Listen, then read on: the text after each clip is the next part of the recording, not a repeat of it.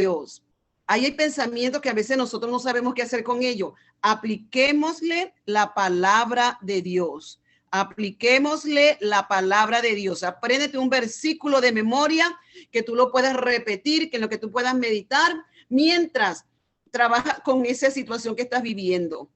Aquí tenemos nuestro juicio o nuestras creencias producen mucho de nuestro sufrimiento. Y tengo que los juicios se hacen. Toda persona hace juicios de acuerdo a las creencias que tiene. Toda persona hace un juicio o hace juicios de acuerdo a la creencia que tiene. Las creencias se adquieren de acuerdo a la experiencia que se vive. No es que de repente un día amanecimos, ay, tengo esta creencia. No, eso se va formando de acuerdo a las experiencias que tenemos o vividas desde el vientre de la madre, desde el vientre de la madre. Y hay personas, hay expertos que dicen que inclusive antes de estar en el vientre de la madre ya hay problemas, ya hay situaciones. Por eso se dice que una mamá melancólica o en depresión, es muy probable que el niño venga también con esa inclinación a la melancolía o a la depresión. Los juicios se hacen de acuerdo a las creencias que se tienen. Las creencias se adquieren de acuerdo a la experiencia que se vive, la que vivo yo y por supuesto la que vivieron mis padres. Por eso cada quien juzga. Esto me encanta. Por eso cada quien juzga un mismo hecho de manera diferente. Y por la ausencia de la luz, que la luz es Cristo, que es la palabra de Dios, y por ausencia de la luz, por ausencia de la palabra de Dios, por la ausencia de Cristo en nuestros corazones, sale a relucir, es decir, se expone, queda de manifiesto la división que hay en el corazón de nosotros o de esa persona, y se pueden ver los conflictos internos ya proyectados a nivel externo. Siempre se dice que es otra de las verdades claras y evidentes, que una persona que tiene mucho conflicto interno siempre está con problemas externamente y él cree o ella cree y dice, oh, yo no le caigo bien a la gente, oh, la gente no me quiere, la gente no me respeta, la gente no me ayuda. No tiene que ver con la gente, no tiene que ver con el otro, no tiene que ver con el elemento externo, tiene que ver con las creencias que yo tengo. Y por donde quiera que voy, pues la gente se encarga de confirmarme lo que yo creo. Y yo siempre he contado una experiencia que a mí, después que me puse como un poquito gordita, porque yo era bien delgadita, pero después me puse gordita, y yo he tenido la tendencia a que mi abdomen sea más abultado de lo normal. Y siempre que me veía en el espejo, era quejándome de que yo tengo una barrigota grande, que yo tengo un abdomen, que yo tengo una panza grande, que ya esto no me queda bien. Siempre yo me estaba quejando de eso. Y un día llego a la iglesia lista, me voy para el anexo para dar la clase y me ve una hermana y me dice, ay, Beatriz, pero qué barrigota tan grande tú tienes, te ves terrible, ese vestido te queda terrible, parece que estuvieras embarazada. Y yo me quedé calladita, sí, ¿verdad? Sí, ¿verdad? Ok. Y me di cuenta que esto que estaba aprendiendo era verdad. Siempre te vas a conseguir personas afuera que te van a decir o van a exponer lo que tú has estado pensando. Como tú desconoces esto, entonces te enojas con otra persona, pero en verdad no fue que la otra persona quiso como hacerte pasar un mal momento. Sencillamente expuso lo que estaba guardado en tu corazón. Y en este caso, que es el ejemplo que estoy poniendo, que es mío, esa persona, esa hermana de la iglesia, lo que hizo fue exponer lo que yo todos los días me veía, qué barriga tan grande tengo, este vestido parece que estuviera embarazada, bla, bla, bla, bla. Entonces, porque son leyes espirituales que se activan. Los juicios se hacen de acuerdo a las creencias que se tienen, las creencias de acuerdo a las experiencias que se viven. Por eso cada quien juzga un mismo hecho de manera diferente y por la ausencia de palabra de Dios en nuestras vidas, sale a relucir la división que hay en el corazón. Y se pueden ver los conflictos entre las personas hasta llegar a ser enemigos o inclusive se puede llegar a un asesinato o a un homicidio. Tengo también que si se entiende que si nosotros comprendemos, estamos aprendiendo eso, estamos aprendiendo. Si nosotros entendemos que la persona piensa diferente a nosotros por sus experiencias, evitaríamos el dolor y el sufrimiento que causan los conflictos, que causan las divergencias, porque la gente no piensa igual que yo. Todos ustedes piensan diferente en un mismo tema, ustedes piensan diferente. De repente podemos coincidir en algunas cosas tú y yo, pero eso no quiere decir que tú seas malo o que yo sea mala. Es que sencillamente juzgamos de acuerdo a las experiencias y las experiencias va de acuerdo a las vivencias. Por eso es que un mismo tema que tú lo ves bueno, yo lo puedo ver de otra manera. O un tema que a mí no me importa, pero para ti te puede importar mucho porque tiene que ver con las experiencias y las experiencias se adquieren por las vivencias. Si se entiende que la persona piensa diferente a nosotros por sus experiencias, evitaríamos el dolor y sufrimiento que causan los conflictos, las peleas, los golpes, las palabras cargadas de odio, que en verdad, cuando esa persona te dice palabras que a ti te duelen, que te caen muy mal, en verdad la persona lo que está hablando es desde su propio corazón, que tiene dolor. Como tiene dolor, comienza a maldecir, comienza a hablar mal de ti, comienza a decir que tú no sirves, que tú no vales, pero en verdad sale del corazón de él, que es causado por el propio dolor que él mismo o que otras personas le infligieron o le causaron a él. También podríamos vivir mucho mejor y nos evitaríamos sufrimiento y dolor y sufrimiento por causa de la discriminación. Muchas de las cosas que nosotros tenemos, el sufrimiento que nosotros tenemos o el dolor que a veces tenemos, viene por causa de la discriminación. Cuando te discriminan, la persona no te valora, la persona te devalúa, la persona no te valoriza, la persona te considera que tú no estás a la altura de él o de ella y eso hace que uno se sienta mal. Pero si entendemos que es solamente una opinión, la opinión de esa persona no tiene que ver con tu verdadero ser, no tiene nada que ver. Esa persona está hablando por sus experiencias pasadas o por el dolor que también le causaron. También seríamos libres del dolor y del sufrimiento que se causa cuando tenemos diferencias de opiniones en cuanto a partidos políticos. Eso no te hace a ti un buen cristiano o un mal cristiano. Eso es solamente una atracción que tú tienes, te identificas con ese partido político, pero en ningún momento significa que tú no eres un buen cristiano, porque tú tienes inclinación a ese partido político, otra vez, por las experiencias que tú has vivido, es solamente por las vivencias que tú has vivido. No tiene que ver que tú eres malo y que la otra persona es buena, o que tú eres bueno y que la otra persona es mala. Nos evitaríamos mucho dolor. Hablaba esta semana con una de mis muy queridas amigas y le decía que alguien una vez me dijo, que en Venezuela, que eso estaba tan terrible, que la gente estaba en división en la familia. Y yo le dije, eso que usted dice es verdad, pero no es verdad. Yo soy de Venezuela y yo crecí en un hogar donde mis tíos se peleaban por partidos políticos. Y mire que tengo bastantes años. Entonces, debe ser que usted apoya a ese gobierno. Y no tiene nada que ver con que apoye un gobierno. Tiene que ver con que si nosotros entendemos que eso se estaba manejando de hace mucho tiempo, la familia que dice, nos enojamos por partidos políticos, es en verdad porque tienen dolor en su corazón y utilizan esto para poder revelar lo que hay internamente. También nos evitaríamos el dolor o el sufrimiento que causa por la raza. Tú eres blanco, o que yo soy amarillo, o que yo soy rojo, o que tú eres negro, por eso no te quiero, porque si nosotros entendemos que eso no tiene nada que ver con el valor de nuestro ser, también cuando alguien quiera ofenderte o cuando alguien quiera humillarte, nadie te va a humillar si tú no se lo permites, pero hay gente que utiliza eso.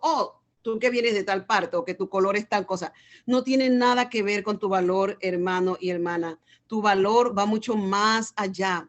Tu valor depende de lo que Cristo dice acerca de ti. También nos evitaríamos mucho dolor causado por el lugar de nacimiento. Hay personas que se sienten mal o avergonzadas de decir de dónde vienen, porque de repente hay conflictos o hay unas situaciones que no quieren y ellos prefieren no decir nada para que la gente no los juzgue de acuerdo al país de donde ellos vienen. Otra vez, hermano, no tiene nada que ver de dónde tú vienes. Tú eres un ser maravilloso creado por el Dios que hizo los cielos y la tierra. Esa es tu descendencia y ese es tu lugar de origen. Tu lugar de origen aquí en la tierra se queda corto, se queda pequeño cuando lo comparamos con ese Dios todopoderoso que nos hizo nacer de nuevo por medio de la fe en el Señor Jesucristo. También no tendríamos problema por la clase social. No me puedo juntar contigo porque tú eres pobre, o aquella gente sí lo vamos a invitar porque son ricos, o porque bla, bla, bla. No tiene nada que ver. Ese dolor también nos evitaríamos. No tiene nada que ver con tu valor, no tiene nada que ver con cuánto dinero tú tienes. Ese valor te lo da el ego, ese valor te lo da la sociedad, y nosotros no estamos para eso. Nosotros estamos para creer lo que dice la palabra de Dios acerca de nosotros. Y también evitaríamos mucho dolor por el género sexual. A veces algunos de nosotros nos sentimos tristes porque somos hembras, porque nuestro papá quería un varón y crecimos siempre con ese dolor, con ese sufrimiento, porque a alguien se le ocurrió la maravillosa idea de decir, oh, sí, tu papá quería un varón, pero naciste tú. Qué chévere, interesante, ¿no? Y como uno no puede manejar eso emocionalmente, uno se entristece. Sé de una hermana en Cristo que estuvimos ayudando muchísimo, como su papá quería que ella naciera varón y por causa de eso él le causó mucho dolor a ella, tanto que un día la agarró recién nacida y se la llevó y la puso a la orilla de un árbol para que las hormigas se la comieran, todo porque era hembra y él no quería tener una hija hembra, valga la redundancia.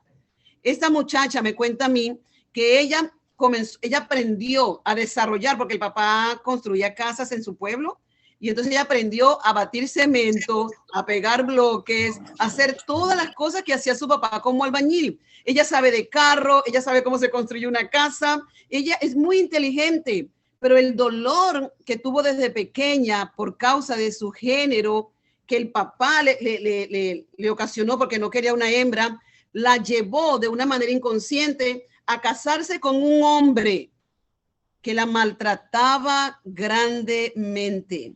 Y por eso hemos estado diciendo que es muy importante el lugar donde nosotros nos criamos, de la manera que nos crían, porque de una manera inconsciente vamos a escoger lo que ya conocemos. Si mi papá fue un hombre abusador, si mi papá me maltrataba porque yo era hembra y él quería varón, inconscientemente yo voy a buscar a casarme con un hombre que no me respete por causa de mi género, porque considera que las mujeres son de segunda categoría. Y usted y yo sabemos que la mujer no es de segunda categoría. No es verdad, pero esas personas tienen la creencia que las mujeres son de segunda categoría. No es verdad, pero ellos lo creen. De nuevo, volvemos a lo mismo. Las personas juzgan de acuerdo a la creencia que se tiene, y la creencia se tiene de acuerdo a las vivencias que se han experimentado en el seno familiar.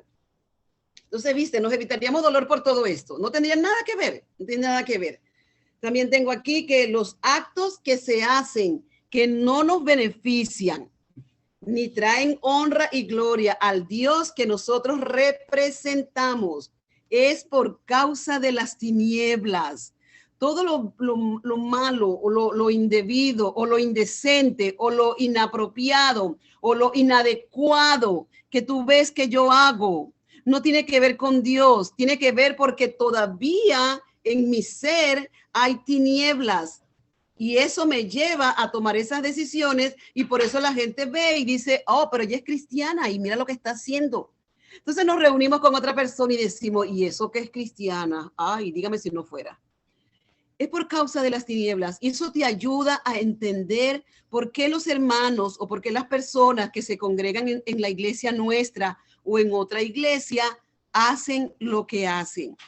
Yo te animo, y yo también animo a Beatriz, que lo que podemos decir es, Señor, alumbra las tinieblas que todavía están en esa persona. Alumbra las tinieblas que todavía están en esa persona.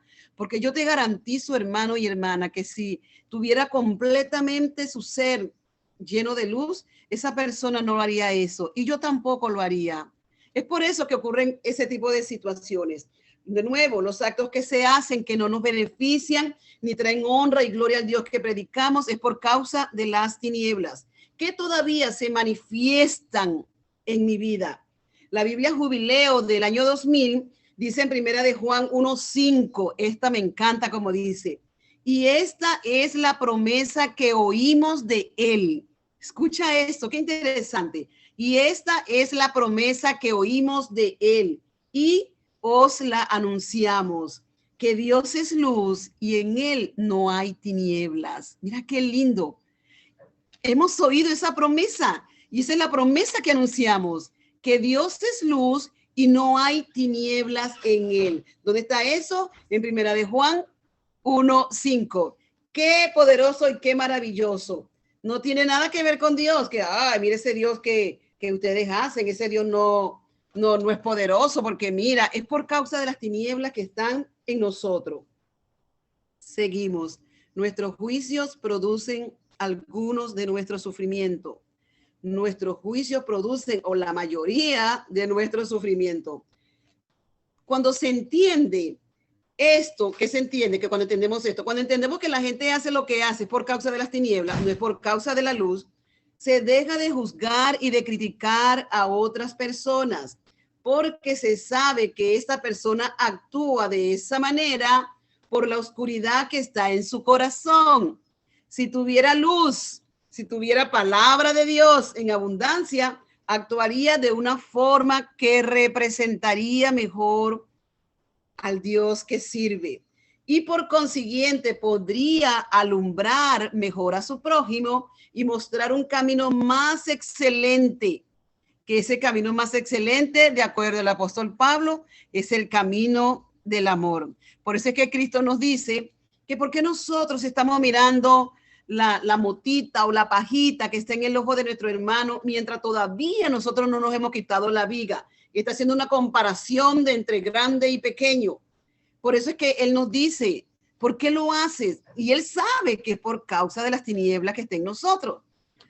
Ok, cuando andamos a la luz de la palabra de Dios, se camina en amor. Cuando andamos a la luz de la palabra de Dios, se camina en amor. Y sabe que me encanta, me fascina, me enamora, me apasiona. Es que nuestro pastor también está hablando del amor, que nuestro pastor también está enseñándonos acerca del amor. Y me encanta porque sé que estamos conectados, que estamos en un mismo espíritu y que estamos en un mismo sentir. Porque como iglesia tenemos, es demandante, es urgente, imperativo que nosotros como iglesia caminemos en amor. Cuando andamos a la luz de la palabra, se anda en el camino del amor. El andar en el camino del amor no nos produce tanto sufrimiento, porque no es así, porque recuerde que estamos hablando del sufrimiento que viene por causa de los juicios que nosotros hacemos. Si andamos en la luz, las tinieblas que están en nosotros, o en algunos de nosotros, para hacer más polite, las tinieblas se desaparecen, porque cuando Dios te enseña una verdad, cuando Dios me enseña una verdad, yo digo, yo no quiero hacer más eso. Yo en verdad no quiero hacer más eso. Y ya lo que antes hacía, ya no lo quiero hacer más, sino que me quedo como calladita. Oh, sí, claro, sí, entiendo, sí, claro. Y no me uno a ese tipo de conversación. El Salmo 27:1, me encanta este Salmo. El Salmo 27:1 dice, el Señor es mi luz, L-U-Z. El Señor es mi luz y mi salvación. ¿A quién temeré? ¿A quién temeré? Pues a nadie, porque cuando el Señor es mi luz, las tinieblas se desaparecen. Porque no sé si sabe o si no lo recordamos hoy, que creo que es en Santiago, que dice que cuando nosotros no hemos sido perfeccionados en el amor, el temor trae en sí castigo. Y si trae un castigo, quiere decir que produce sufrimiento. Y Si entendemos que el Señor es mi luz y mi salvación, ¿de quién temeré? Pues el temor también se va desapareciendo. Lo que antes le tenía miedo, ahora ya no, porque el Señor es mi luz, Él es mi salvación. ¿De quién temeré? Jehová es la fortaleza de mi vida. ¿De quién he de atemorizarme? Y esto es bien bueno para que nosotros lo traigamos a colación en estos momentos. ¿De quién hemos de atemorizarnos? ¿De una enfermedad? Llámese como se llame, de una situación difícil. No tenemos nada, nada. La iglesia de Jesucristo es mayor, es mayor. Acordémonos de esto. La Biblia dice que las puertas del infierno no pueden prevalecer en contra de la iglesia del Señor Jesucristo. Recuerdo cuando mis hijos estaban bien pequeñitos y cuando llegaba el 31 de octubre, todo el mes de octubre, yo vivía con un sufrimiento, con una angustia, súper preocupada. Porque en la escuela le van a enseñar esto, porque en la escuela aquí, porque en la escuela allá. Y un día el Señor me dijo, ¿tú de verdad piensas que lo que enseñan en la escuela es más grande que yo? Y yo volteé. Yo dije, ¿qué? ¿Tú de verdad piensas que lo que enseñan en la escuela acerca de Halloween es más poderoso que yo? Y yo dije, Señor, ¿cómo es esto? No entiendo. Pero ¿sabe qué? Desde ese día dejé de temor, dejé de tener el temor que venía a mí cada octubre. Y yo me ponía a leer de cuánto dinero se gastaba en el mes de octubre, de las fiestas que se hacían, de todo. Ay, Dios mío, qué locura, qué horrible. Y hasta un día yo comencé a repetir, Dios es más grande que Halloween. Dios es más grande que Halloween. Dios es más grande que Halloween. Dios es más grande que Halloween.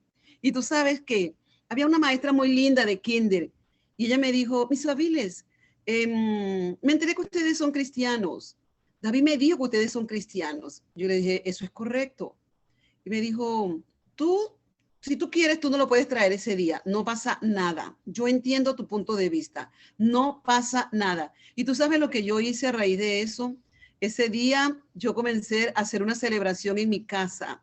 Y tú sabes que a Lonchito no le gusta mucho ir para la escuela. Y yo le decía, ok, vamos a celebrar porque hoy nos vamos a quedar en casa y vamos a hacer cosas especiales. Vamos a ir al parque, vamos a ir a Chuck E. Cheese o vamos a ir a hacer tal cosa. Y así mis hijos no tenían eso de que, ay, mamá, que ellos celebran Halloween y nosotros no. Porque yo no pude hacer eso por mí misma. Eso me lo dio el Señor. Yo te quiero animar en esta hora. Yo te quiero animar. No importa que el sistema esté enseñando, no importa que el sistema esté aplicando, el Dios al cual tú le sirves es mucho más poderoso. Las puertas del infierno no pueden prevalecer en contra de la iglesia del Señor Jesucristo. Yo espero que esto te ayude porque así como me ayudó a mí, yo también quiero traerte esa libertad que el Señor me pudo dar cuando mis hijos estaban pequeños. Dice que en Juan 8, seguimos con Juan, porque Juan habla mucho del amor y habla mucho de la luz y a mí me encanta hablar acerca de eso. En Juan 8 se tiene la historia de una mujer que fue agarrada en pleno acto de adulterio. La mayoría de nosotros conocemos esto, hasta los inconversos, hasta la gente que nunca ha estado en la iglesia, conoce a la mujer agarrada en pleno acto de adulterio. Y dice que le trajeron a esa mujer a Jesús para acusarla. Pero a la misma vez, que este es un tema, un punto que quiero traer y enfatizar, a la misma vez ellos se la trajeron. Sí, ellos estaban molestos porque era una mujer adúltera, pero en verdad el interés mayor, el interés principal de ellos era tenderle una trampa a quien era la luz, al Señor Jesucristo. Así lo dice la Biblia. Dice que ellos la trajeron para tenderle una trampa al Señor Jesucristo. Y ya tú sabes lo que hizo el Señor Jesucristo. Bueno, el que esté libre de pecado, que lance la primera piedra. Y la mujer estaba llorando a los pies de Jesús y de repente él dice, mujer, ¿dónde están los que te acusan? Señor, se han ido. Y él le dice, yo tampoco te condeno, levántate, vete y no peques más. Pero a mí me impresiona esto que yo no lo había visto. Es que seguidamente de ese capítulo de Juan 8, el Señor le dice, porque dice que algunos fariseos se quedaron y dice que el Señor Jesús dijo, dijo esto: yo soy la luz del mundo. Enseguida leemos que Jesús se dirigió a los que quedaron. Mira qué lindo. Y les dijo: yo soy la luz del mundo. El que me sigue no anda en tinieblas, sino que tendrá la luz de la vida. Y dice que unos fariseos comenzaron a confrontarlo y él les dijo, porque acuérdense que el propósito era tanto que la mujer agarrada en el pleno acto de adulterio. El propósito era tenderle una trampa a la luz, que es el Señor Jesucristo, y como dicen en inglés, ya lo van a agarrar. Y él llega y le dice que unos fariseos comenzaron a confrontarlo y él les dijo: ustedes juzgan según criterios humanos. Yo, en cambio, no juzgo a nadie. Mira, él tenía el poder de juzgar y él decidió no hacerlo. Él tenía la capacidad, él tenía el poder, él tenía todo para hacerlo, pero él dijo: yo no juzgo a nadie. Yo, en cambio, no juzgo a nadie. Y si lo hago, mis juicios son válidos, porque no los emito por mi cuenta, sino que los hago en unión con el Padre que me envió. Mira eso. El hombre que era la luz, el que dijo: yo soy el camino, yo soy la verdad, yo soy la vida, yo soy la luz, yo soy el pan de vida, yo soy la vid verdadera. El hombre que dijo eso no quiso, se despojó del derecho a juzgar a esta mujer. Teniendo cómo hacerlo, decidió no hacerlo. Y me llama mucho la atención porque a veces, yo no sé si a usted le pasa como a mí, pero a veces cuando Dios estaba tratando con este tema conmigo, yo decía: pero si es verdad, después de todo yo no estoy diciendo algo que sea mentira, no es un chisme, es algo que es real, es algo que es verdad, todo el mundo lo conoce.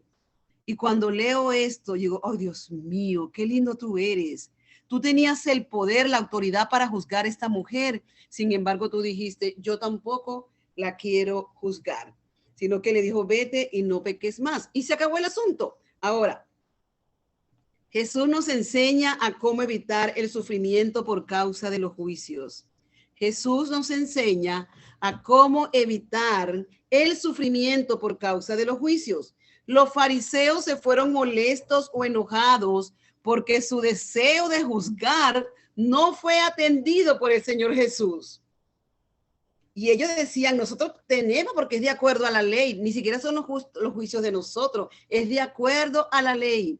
Pero aquel que era la palabra, aquel que era la luz y que es la palabra y que es la luz, prefirió no hacerlo. La luz que podía hacerlo decidió no hacerlo. Y tenemos en Lucas 6:37 algo que nosotros no sabemos de memoria.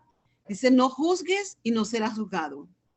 No condenes y no serás condenado. Perdonen y serán perdonados. Mira qué lindo. No juzgues y no serás juzgado. No condenen y no serán condenados. Perdonen y serán perdonados. Ahora, vamos a ver esta me gusta cuando lo estaba haciendo. Otra vez volvemos con el título: los juicios que hacemos a otros nos producen sufrimiento. Ya estamos terminando, me queda poquitico lo que voy a decir aquí, así que se van preparando, porque usted sabe que el despido de predicadores es bien largo. Ellos dicen que ya van a terminar y ahí es cuando falta, pero vamos a hacerlo que sea breve. Los juicios que hacemos a otros nos producen sufrimiento. Desde el punto de vista bíblico, tenemos que la luz se define como la vida. Juan 1:4 dice que en él estaba la vida. ¿En quién? En Jesús. Y la vida era la luz de los hombres, la luz tuya y la luz mía. Eso era Jesús. Por eso es que cuando conocemos a Cristo, recuperamos la vida iluminada de Dios. ¿Sí se acuerda que cuando leemos en Génesis, dice que Adán y Eva se avergonzaron? Dicen los que saben, y yo repito, que a ellos les fue quitado el vestido de luz que los cubría. Y ellos decidieron, por causa de elegir el conocimiento del bien y del mal, decidieron ya no vivir en esa vida iluminada, sino vivir y cubrirse con hojas de higuera, con las cosas humanas, la hoja de higuera representa todo lo que es humano. Un problema espiritual tan grande como el pecado, como la locura del pecado, no se puede curar, no se puede sanar con algo que hagan los hombres. No tiene nada que ver, tiene que ser con algo espiritual. algo que esté en un nivel superior al que lo ocasionó. Entonces las hojas de higuera, pues por supuesto, no pueden, no pueden funcionar para algo tan delicado y tan intenso como es una vida, vivir una vida sin la luz de Dios. Dice que por esto es que cuando reconocemos a Cristo recuperamos la vida iluminada para vivir en abundancia, de acuerdo a Juan 10:10. Es decir, los sufrimientos comienzan a desvanecerse, a disiparse poco a poco. Ya lo que antes nos movía ya no nos mueve y no queremos movernos, valga la repetición de la palabra, en ese tipo de vida. Y así iluminar a otros. Por eso es que Jesús dice que nosotros somos la luz del mundo, para que nosotros podamos iluminar a otro y siempre iluminarlo con el amor de Cristo, con la luz de Cristo y recordando de dónde Él nos ha sacado. La Biblia dice que nosotros fuimos trasladados del mundo de tinieblas al mundo de su luz admirable para anunciar las virtudes de Él, para anunciar lo hermoso que es Él, para anunciar lo lindo que es Él. 100% amor, 100% misericordia, 100% justicia, 100% gracia. No podemos hacer nada para ganarnos su amor. Por pura gracia, Él un día decidió amarnos. Por eso es que no nos tenemos que ganar el amor de nadie. No nos tenemos que ganar el amor de Dios. Jesús te amó a ti y me amó a mí antes que nosotros naciéramos. No es por algo que tú y yo hicimos. Ese es humanamente. Ese es tipo Caín, que el Caín significa el que forja o forma su propia lanza. Eso es el humanismo. Ese es el, hablando humanamente, lo que el hombre dice: oh, te tienes que ganar el amor mío, te tienes que ganar el amor de mi mamá, te tienes que ganar el amor de mi papá, hay que hacer esto para ganarse el amor de los pastores, hay que hacer esto para ganarse el amor de los líderes, hay que hacer esto para ganarse el amor de... No tiene nada que ver con eso. Eso es los humanos. Los humanos pensamos así. En Dios, tú y yo no tenemos que hacer nada. Él nos amó desde antes que nosotros naciéramos. Por eso es que no hay nada que tú puedas hacer que te aleje del amor de Dios en cuanto a Dios. No estoy diciendo que tú puedes vivir como tú quieras o que yo puedo vivir como quiera y que no va a pasar nada, porque vivir como yo quiero, todos los actos que yo hago tienen sus consecuencias, positivas o negativas, pero nunca un acto que yo haga va a desmejorar el amor que Dios tiene por mí. Nunca un acto que tú hagas desmejorará la calidad del amor que Dios tiene por ti. Y seguimos. En Juan 9:5 volvió a decir en la curación del ciego de nacimiento. Mira lo que dijo el Señor Jesús, el 100% amor. Mira lo que dijo: entre tanto que estoy en el mundo, luz soy del mundo. Él dijo en Juan 9:39 que vino a este mundo para que los ciegos puedan ver, para que los ciegos puedan ver. Y a veces nosotros podemos ver físicamente, ¿sabe? Pero espiritualmente o emocionalmente nosotros no podemos ver. Y el Señor Jesús vino para sanar esa ceguera espiritual, para sanar esa ceguera física, para sanar esa ceguera emocional y que tú y yo vivamos de una manera diferente, porque nosotros somos la luz del mundo. Y concluyo con esto. Mira qué lindo. En Mateo 5:14 dice: vosotros sois la luz del mundo. ¿Ves que no soy yo que me quiero quedar como chévere contigo? No. En Mateo 5:14 él le dijo a los discípulos: ustedes son la luz del mundo. Y hace una comparación con una ciudad que fue formada o fue asentada o fue hecha en un monte. Y él dice: no se puede esconder. Todo el que pase cerca o lejos podrá ver esa ciudad. Luego dice que la luz no se pone debajo de la mesa, sino sobre el candelero, sobre un lugar alto, para que alumbre todos los que están en casa. Yo le oro a Dios para que yo pueda alumbrar a todos los que están en mi casa. Yo le oro a Dios para que tú puedas alumbrar a todos los que están en tu casa. Que la luz que hay en ti, que es la luz de Cristo, pues se ponga alto para que alumbre a todos los que están en casa y que puedas ser tolerante y que tú puedas mostrar ese Dios de 100% amor y que tú puedas mostrar ese Dios de 100% misericordia y que puedas entender cuando tus hijos se equivocan, cuando tus hijos mayores se equivocan, cuando tus hijos adolescentes se equivocan, cuando tus hijos pequeños derraman la leche o quiebran algo, podamos entender qué es lo que está ocurriendo, podamos ser tolerantes con nuestros hijos, podamos ser tolerantes con el esposo, con la esposa, con el compañero de trabajo, podamos ser tolerantes con el pastor, con la esposa del pastor, con los hijos de los pastores, podamos ser tolerantes con los líderes de nuestra iglesia, podamos ser tolerantes con los diáconos, con los sugieres de la iglesia. No te quieren hacer la vida difícil. Ellos solamente están cumpliendo con un protocolo que se está haciendo ahora por causa de esta situación. Y aún antes no teníamos COVID y cuando llegamos a la iglesia, el ujier nos dirigía, siéntese allí, por favor, siéntese aquí, por favor, porque queremos llenar todas estas sillas. No tiene nada que ver, no es nada en contra de ti. El ujier no tiene nada en contra de ti. El ujier es un servidor del Señor Jesucristo en la iglesia. Y si yo soy ujier y yo como ujier tengo que aprender el amor de Dios y ser tolerante también y poder ir a esa persona e ir con amor. Y si tú sabes que esa persona es resistente, se te resiste al consejo que tú estás dando, dile, oh Señor, ayuda a mi hermano, ayuda a mi hermana. Por alguna razón él está haciendo o ella está haciendo lo que está haciendo. Y mira qué lindo sería, cómo vamos a vivir en armonía, que en la iglesia podamos llegar a vivir en armonía y que podamos mostrar el amor de Cristo. Tanto yo como servidor en la iglesia, tanto o yo como que solamente llego a sentarme y a oír palabra de Dios. Lo podríamos hacer mucho mejor si aprendemos a ser tolerantes. Ahora, como luz que somos, podemos cambiar las circunstancias alrededor nuestro.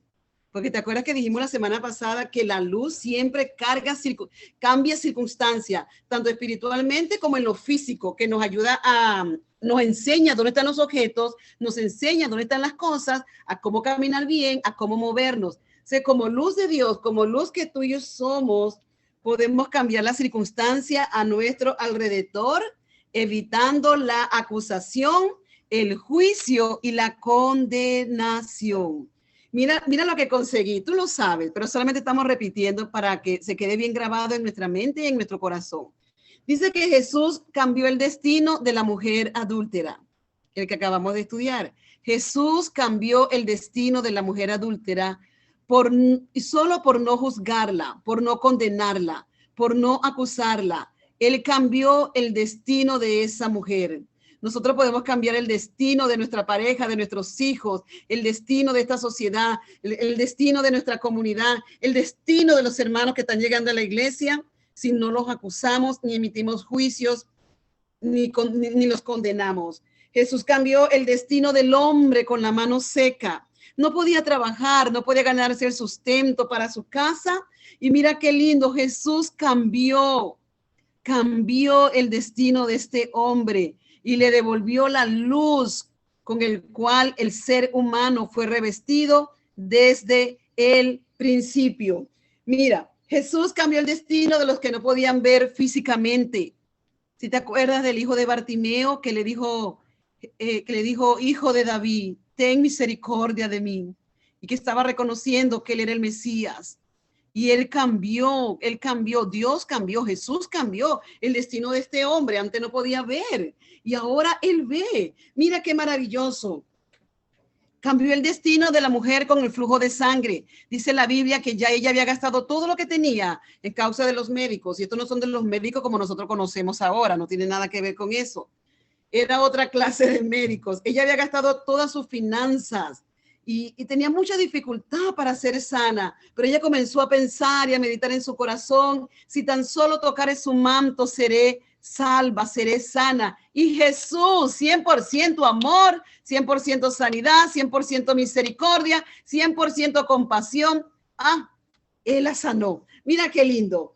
También cambió el destino de la hija de Jairo, cambió el destino del siervo del centurión, cambió el destino de la suegra de Pedro, cambió el destino de Pedro mismo, que era un hombre ambivalente, que no era muy claro, se movía en dos aguas, y por eso le dijo que, oh Simón, te cambiaré tu nombre porque tu nombre significa una caña débil. De ahora en adelante te llamarás Pedro, Petro, o sea, como una roca firme, firme. Ya no estarás en dos aguas, sino que tú sí serás sí y tú no será no.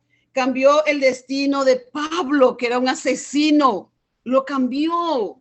Mira qué cosa más maravillosa él pudo hacer. No importa lo que esté haciendo tu hijo hoy. El apóstol Pablo era un asesino. El apóstol Pablo perseguía a los cristianos. El apóstol Pablo hacía desastre con la vida de los cristianos. Dejaba huérfanos a los niños, dejaba viudas a las esposas de estos hombres. Y Jesús tuvo el poder suficiente para cambiar a Pablo.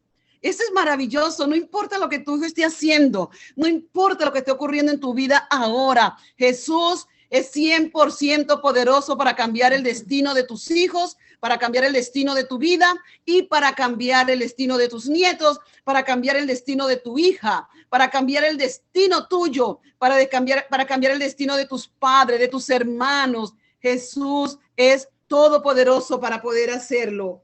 Jesús cambió el destino de Leví, que después comenzó a llamarse Mateo, que era un recaudador de impuestos, un republicano, odiado por los judíos, porque lo consideraban un traidor, porque trabajaba para el imperio romano. Él cambió la vida de Leví y lo transformó en Mateo. Transformó a los hijos de Zebedeo, que cuando dijeron, oh Señor, esta gente no dejaron que nosotros pasáramos por aquí, ¿quieres que oremos para que descienda fuego del cielo y los consuma? Y él le dijo, ustedes no saben de qué espíritu son. Ustedes no saben de qué espíritu son. Él llegó a transformar la vida de esos hombres que después conocemos a Juan como el apóstol del amor. De pasar a pedir fuego del cielo, ahora lo vemos hablando de la luz y hablando del amor. Él cambió el destino de la mujer samaritana. Por eso no importa de dónde tú vengas, no importa, Jesús tiene el poder para cambiar todo eso. Cambió la vida del endemoniado gadareno, cambió la vida del niño que el demonio venía y lo tiraba al fuego. Y termino con esto. Jesús sigue cambiando vida todavía. Jesús sigue cambiando vida todavía. Jesús sigue puliendo. Él sigue cambiando mi vida. Él sigue cambiando la vida de mi esposo. Él sigue cambiando la vida de mis hijos. Te quiero ofrecer a Jesús. Él tiene poder suficiente para cambiar tu vida, para seguir transformando lo que te hace falta, para transformar la vida de tu familia, para transformar la vida de tu esposo, de tu esposa, no importa lo difícil que se vea, lo difícil que parezca, para cambiar la vida de tus hijos adolescentes, para cambiar la vida de tus hijos que ya están adultos, para cambiar la vida de ese hermano que te cae mal en la iglesia. Jesús sigue siendo todopoderoso. Dios le bendiga.